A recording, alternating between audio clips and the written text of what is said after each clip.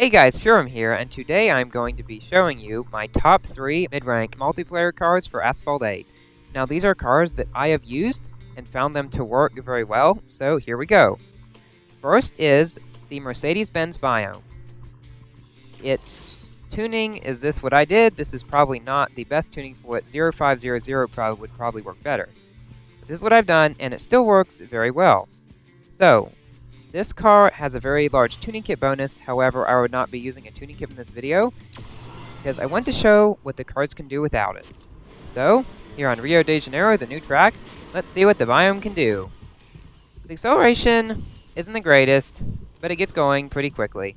Its handling is amazing. Its drifting, not so much. But if you drift punch around that corner like I did, you can do it pretty well.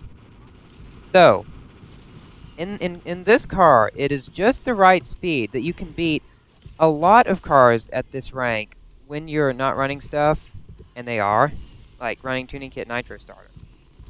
But only on certain cars, so yes. So you see up top, it can go 229 when I go into nitro mode. 228, 229. Yeah. So you see, I also can take around that turn very well. That's because the Biome's handling is it's the best in the game. It can take around turns without drifting. It's ridiculous. However, that's good because its drifting capabilities are very bad on their own, which is why you are pretty much guaranteed to make it better around turns not drifting than drifting, which is a little weird. Another good thing about this car is that its pure top speed without nitro is very high, which means if you're on a track with not much nitro, you can still do pretty well. Its nitro bonus is like 10, which is a lot lower than most cars. This car is one of the oldest multiplayer cars around this rank, which I have at 1373, and now all 3 cars I'm showing in this video are going to be around that rank, but the last one is way faster, and a lot of you guys probably already know what it is. But, okay, so you see I just drift punched again. So you drift around a corner, then you hit nitro when you're pointing in the direction you want to go. And especially in bad drifting cars like this one, it is extremely beneficial if you can't make it around just turning the car. Now, I made this car purple because for some reason I have an obsession with purple cars, and I've actually gone through Asphalt 8 and made all the cars purple that I can. So, alright. It's weird. Sometimes the Biome glitches into the ground where literally the wheels go below the ground, even though its wheels don't make much sense. But, okay. So, in this race, there was a DS Servo with a tuning kit and some other higher ranked cars. So yes, it can beat cars with tuning kits, which is good, but only some. In the number 2 spot, we have the Lamborghini Miura. Now this was a car that I used in the first multiplayer season to get to pro rank. Now this car is almost exactly the same rank. This is my tuning on it. This is almost exactly the same rank as the Biome. It's 1 rank lower. It's 1372 instead of 1373. However, it is about 2 miles per hour faster with nitro. And its acceleration is better than the Biome. Its handling, or its drifting, rather, is better than the Biome. So that is why I put in the number 2 spot. I like it better personally. But, okay, here we go. So you see, its acceleration is better. Knocked down somebody. And that guy was trying to push me out of the way there. Okay, so San Diego Harbor is a very good track for this car, because this is one of those little zippy cars that you can get around turns easily and accelerate fast if you bump a wall and all that. And San Diego Harbor has a bunch of jumps and stuff, which makes that very good for this car. Especially on cars that are not good on maneuverable tracks, which is a certain one that is actually on this track, which is my number 1 spot. It is way faster. However, on this track in particular, it is not. We will see what it is. And I guess also, on these videos where I show the multiplayer cars, I show my routes on some of these tracks, which is pretty neat, so you guys get to see how I go. Now, the turn coming up here to the left is one that is a killer for some cars that can't drift well, but see, this car can take it around very nicely. Even at stock handling acceleration, they're very good. The acceleration of this stock rivals some cars at max road acceleration, and even better than a lot.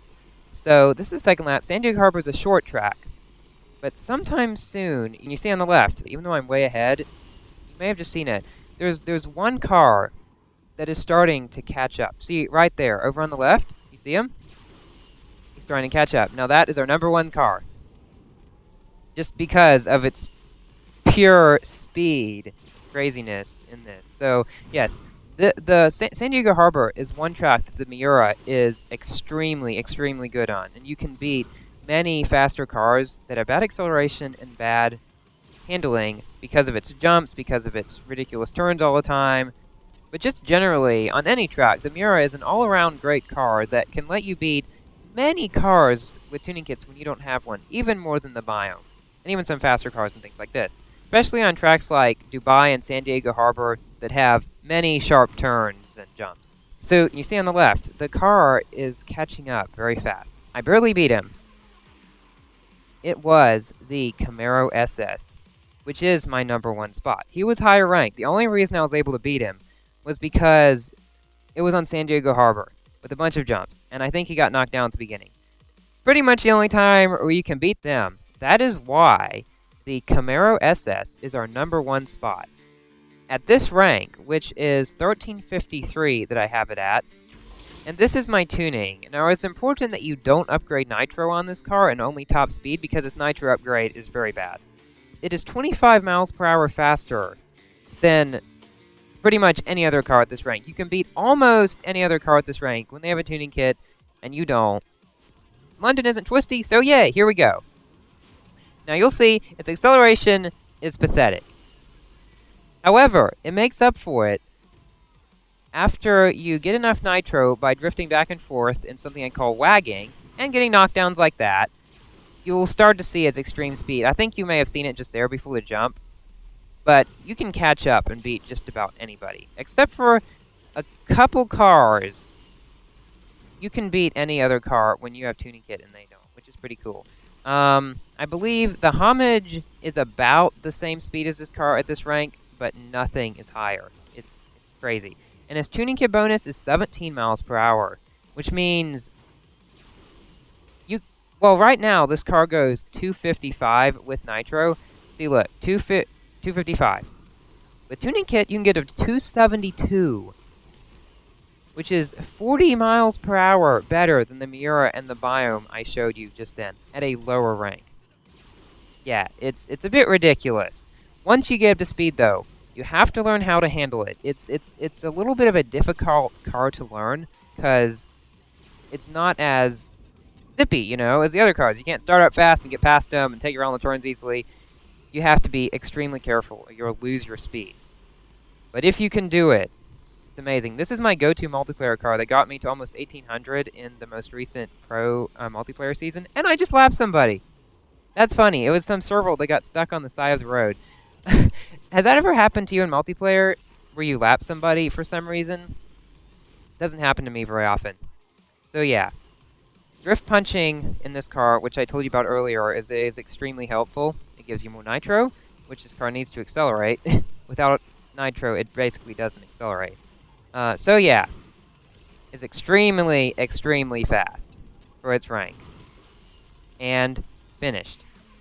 Now, you'll see how long it takes for all the other cars to finish. So higher rank Donkervort, which is one of my low rank ones, Futuring Tuning and Nitro Star, you will see that this Donkervort finishes a good 15 seconds behind me. Now, this Camaro, I have beat Cobra's 100 above me, beat Cigarras' 100 above me, which are two very powerful cars at this rank. I've even beaten some Homages. So yes, this is my go-to multiplayer car. Like and subscribe if you've enjoyed, and I will see you later. Goodbye!